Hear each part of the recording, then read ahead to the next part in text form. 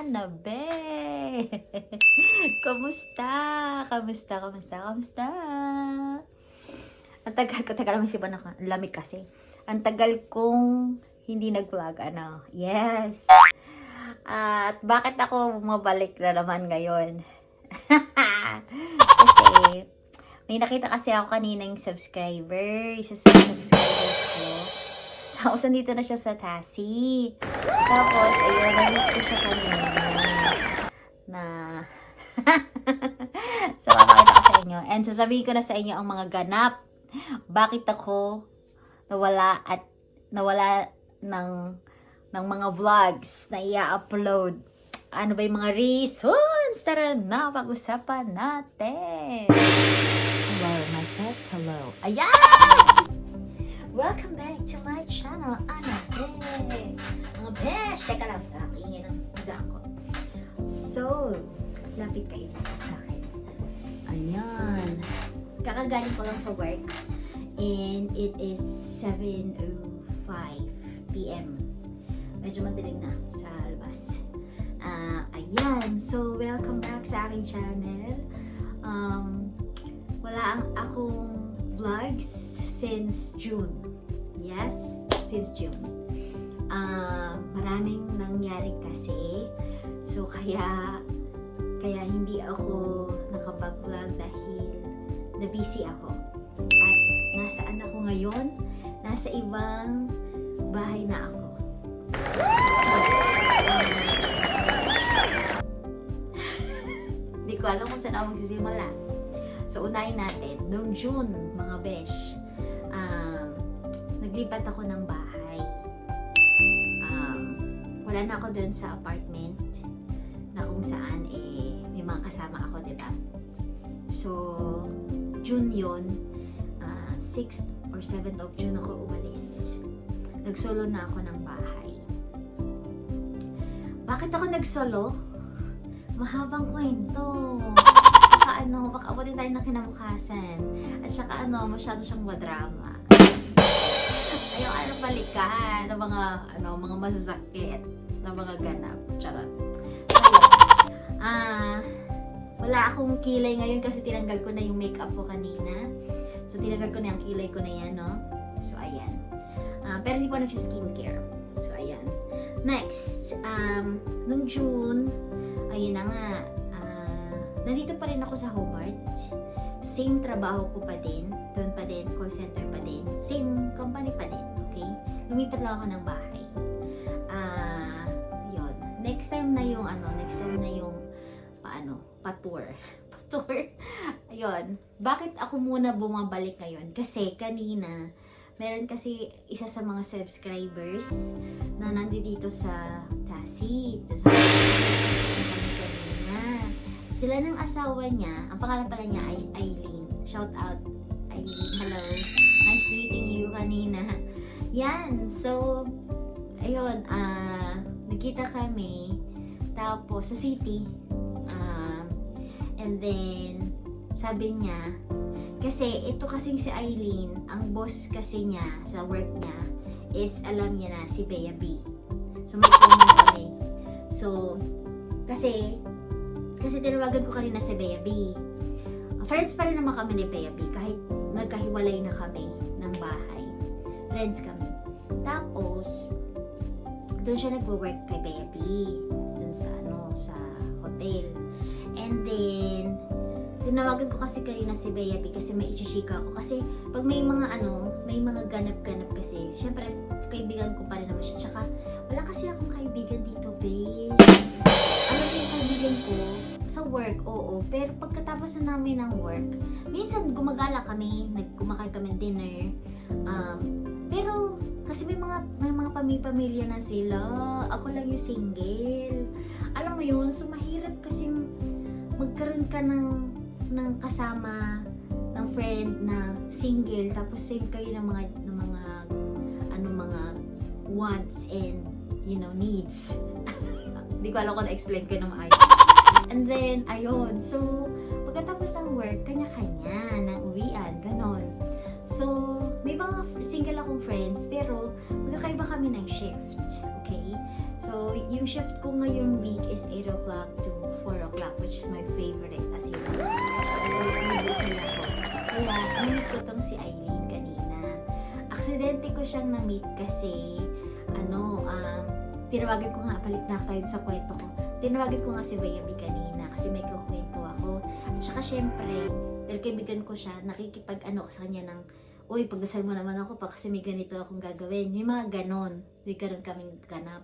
So, chinik ako sa kanya yung mga ganap ko recently. Kasi minsan pag, alam mo yung walang-wala ka ng mapagkwentuhan, binubuhos mo sa social media, pero hindi talaga siya enough. And syempre iba pa rin kapag may magsasabi sa iyo ng input or ng thoughts about things kaysa sa ilalabas mo lang, walang nakakarinig sa iyo or wala namang magko-comment sa post mo, kung meron man, haha lang or puso, ganun lang, mahirap besh. So, kailangan natin makipag-socialize sa buhay para tayo ay makaka-keep up sa mga changes.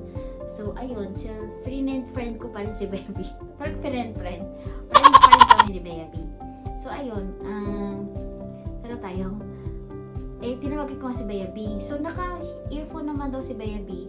Kaya lang, nakita daw ako nito ni Eileen dun sa phone ni Baby. Tapos sabi daw ni Eileen, parang kalala ko siya. Tapos tinignan daw niya yung phone ni Baby. Tapos nakita niya ako, tapos nakilala niya ako. Tapos sabi niya, subscriber daw ko sila mag-asawa. Sila at siya, tsaka yung asawa niya. Tapos ayun, sabi niya, kilala ko yan, nagsasubscribe kami, nakikita ko yung mga videos niya, pinapanood ko, ganun. So in short, nakita kami kanina sa city. So picture kami. Ayun na naman ako, di ba? Or nahihiya ako kasi may mga nagpa-picture na sa akin, na mga nag-subscribe sa akin, nakakilala sa akin sa YouTube, tapos nagpa-picture sila sa akin sa mga different days. So ayun, at saka sa different states dito sa Australia. So nakikilala ko, naalala nila ako. So yun. So nakakatawa lang kasi nakakatawa lang talaga. Parang sabi ko nga kay Baby, siguro kung seryoso pa akong mag-vlog talaga, siguro makikilala ko lang. Siguro marami akong subscribers yun. Yun lang, 2,000 lang, 2,000 lang yung subscribers ko, pero may mga nakakilala sa akin at may nagka-hi at nag-picture ha, in fairness. Maraming salamat sa pag-stay. So ayun na nga, that's the short story of what happened earlier. And then, ayun, that was in June na nag-start ang change ko. Lumipat ako ng bahay. So, ako lang yung nagbabayad ng solo dito sa room ko. So, ayun, dito sa inuupahan ko, kasama na dito sa rent ko is yung rent, yung internet, yung water, at saka electricity. So, in one go na siya. Separate video ko na lang yan para maintindihan niyo. And then, what happened in July? A lot of things happened July, August. Sumali ako sa isang choir contest. Ito ay sa work ko naman. Hindi kami nanalo, pero binigyan kami ng award. Ganon. Hindi kami nanalo, pero may award kami. Basta ganon. May award kami na acknowledgement pa sa work. Papakita ko yung mga photos ng mga ganyan. Mga ganap-ganap. And then, ayun, masaya kasi nakawala ako sa shell ko kasi nga introvert nga ako. Pagdating dito, parang unlike sa Pilipinas, masyado akong loud, masyado akong masocialize. Wow, talaga ba? Oo, masocialize ako. Kasi marami akong, syempre, nasa hometown ka nasa comfort zone ka. So, talagang, kung ano yung yun ang ipapakita mo. Unlike dito, kailangan mo pa rin i-filter kasi nga, syempre nakikisama ka sa culture dito. So, kailangan hindi ka pakawala. Charot. Kailangan mabuti ka. Kasi mabubuti mga tao dito. Awan ng Diyos. So, ganun. So, kailangan ka makisama. Then, ayun. sobra akong natuwa sa aking experience kasi nga nakakanta ulit ako. Kasi alam niyo naman sa Sydney, ako ay kasali sa choir. Sa church choir naman ito. Pero dito, nag-contest. Ganyan. So, ang saya lang. Saya lang. Kasi first time kong makakanta sa stage. You know, ayun. Papakita ko yung mga pictures kasi it was all over the internet. All over, basta naka-public naman yung mga photos. So, siguro naman hindi ako pagagalitan. Kasi yung privacy dito is very, very important mga besh. So, kailangan bago ka mag-post ng photo with your colleagues or friends, kailangan mo ipapaalam. So, yun. So, nagkaroon kami ng usapan nung moments na yon na is it okay if ipapost ko yung photos natin sa ganitong platform? And then sinabi naman nila okay lang. So, I will share some photos to you. So, yan. Sobrang nag-enjoy ako niyan. And nagkaroon ako ng mga bagong friends sa work. Siyempre, kasi iba-iba kami department galing and then may mga kanya-kanya kaming mga, you know, talents. And then we come up into one na group na love namin pala ang pagkanta. So, ang importante sa akin is yung experience. Alam mo yun, bonus na yung manalo ka. Ganon sa akin, para sa akin. So, I'll give my best into something na worthwhile talaga. And bonus na kapag may panalo. Yung ganon. Yung journey, ang importante sa akin. Experience and journey. Yun. Next, what happened? What else? Ano pa? Eto, sa office din to. Kasi syempre, solo na ako, So, wala na akong time para gumala. So, ang focus ko na is work na talaga. So, I had that chance na i-enjoy ang pagiging workaholic ko, ganon. Nakafocus na ako sa work, nag-OT na ako na nag-OT. Kahit Saturdays or Sundays, nag-OT ako. Nag-start din to June, yung mga OT-OT ko sunod-sunod. The whole month of June, nag-OT ako talaga every weekend. So, talagang nilagari ko. I didn't have that privilege na maka-rest talaga. Kahit sabihin pa ng iba na, call center ka naman nag-work, madali lang yung trabaho mo. Hindi. Kailangan mo pa rin ng rest. So, pero sinantabi ko man na yung rest, talagang sinabi ko sa sarili ko, magtatrabaho ko na magtatrabaho. Babawi ako sa trabaho ko. So, ayun. Syempre, OT yun, double pay pag weekends. So, okay naman. Maganda naman yung pasok. Kaya lang, syempre, dahil lumipat ako ng bahay, nadagdagan yung utang ko. Kasi nga, syempre yung kalakaran kasi dito is you have to pay for your bond. So, 2 weeks bond, advance kumbaga, advance pay, and then 2 weeks na deposit. Pero ang tawag dito is bond and upfront na bayad for 2 weeks. Alam niyo naman yung bayaran dito every week, di ba? So, ayun. Yung bayad ko doon sa dati kong inuupahan sa North Hobart, ang tagal niyang i-release, talagang sobrang pahirapan, and then ang dami mga chuchu, mga drama ever. May mga nawalang mga bagay-bagay na wala na ako doon, may nawala.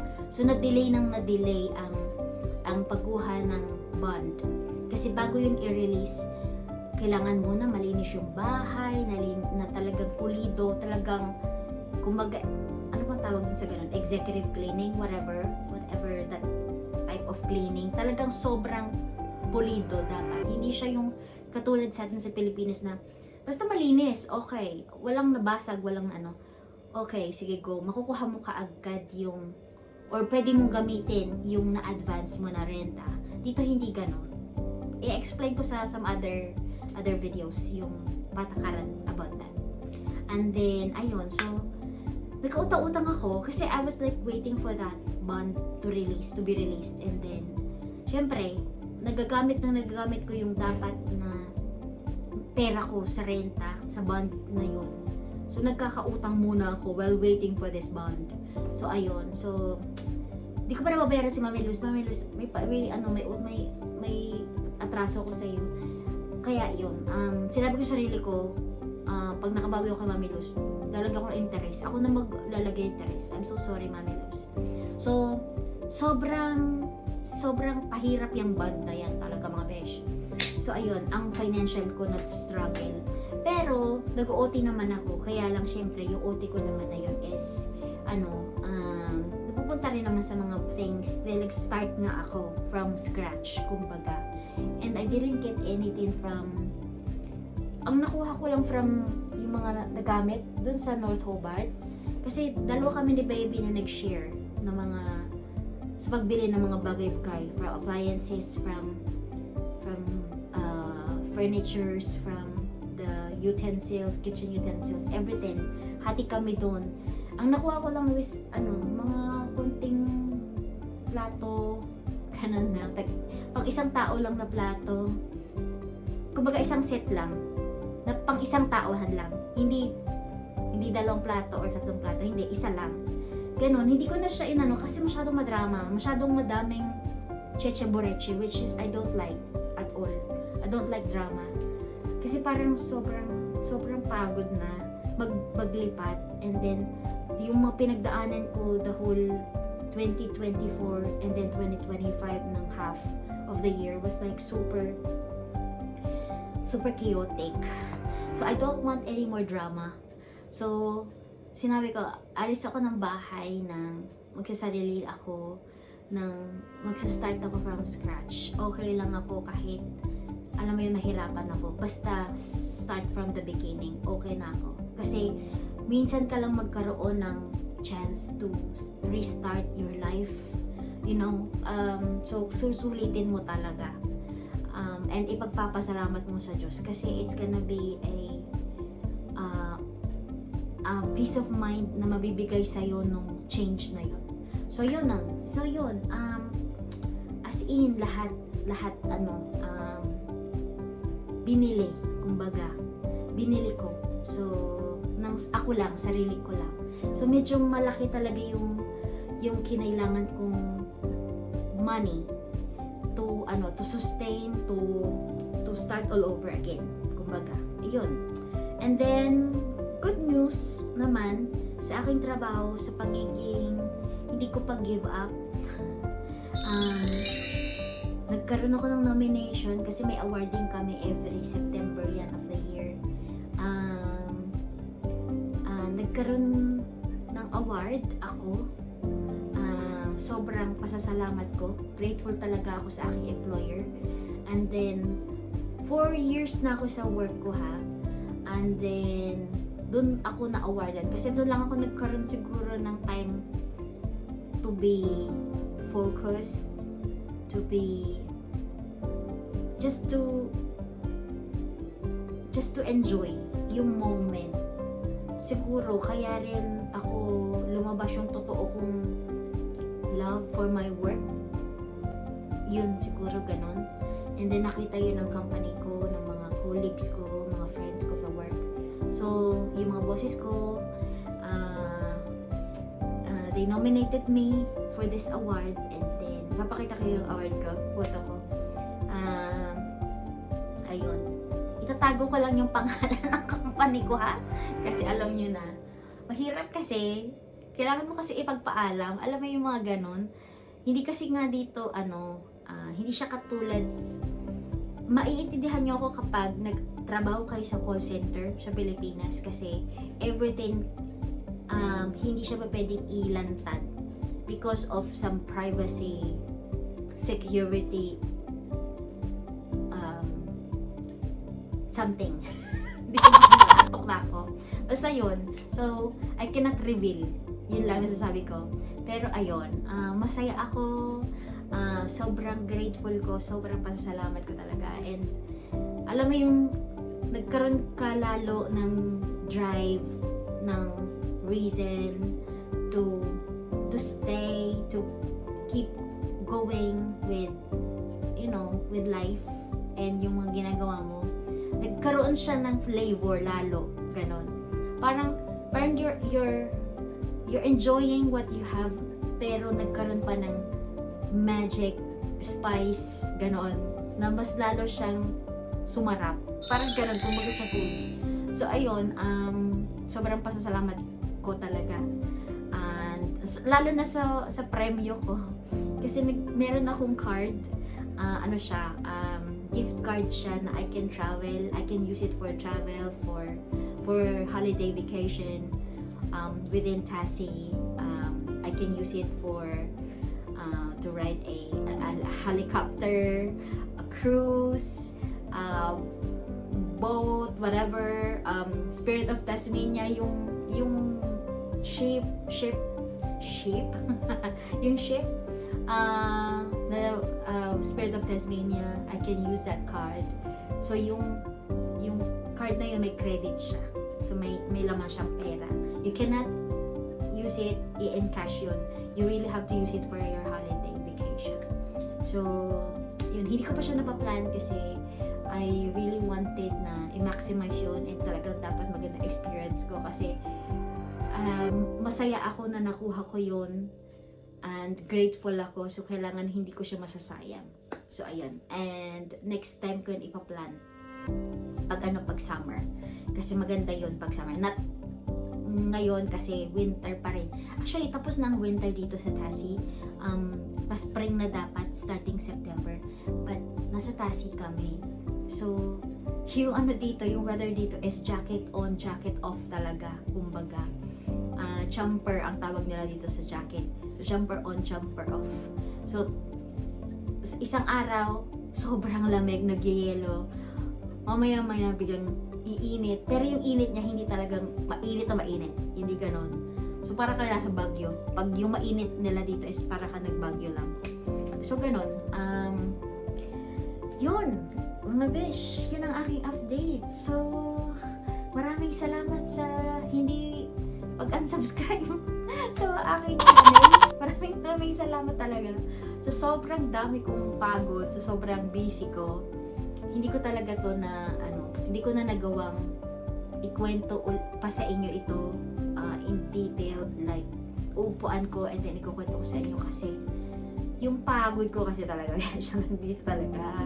Lalo na nung June.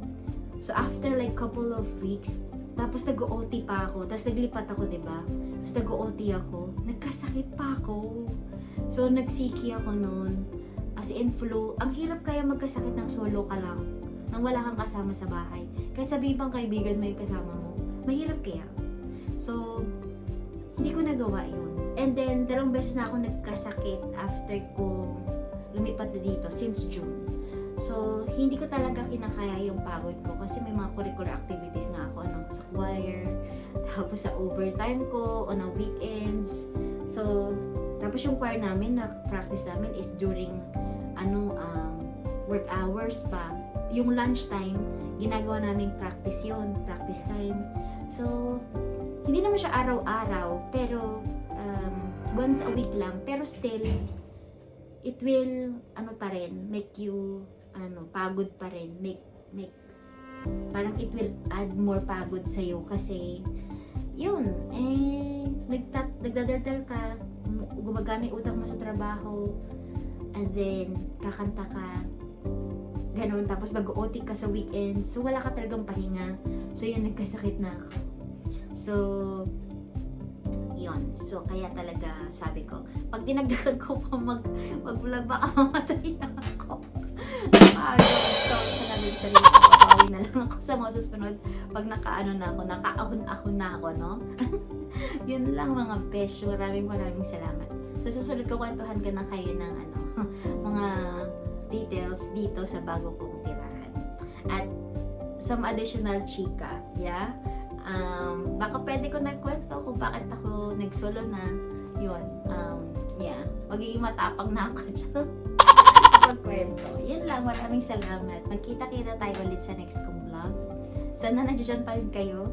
And sobrang na-appreciate ko na hindi nababawasan ng paisa-isa yung aking subscribers, pero talagang maraming salamat.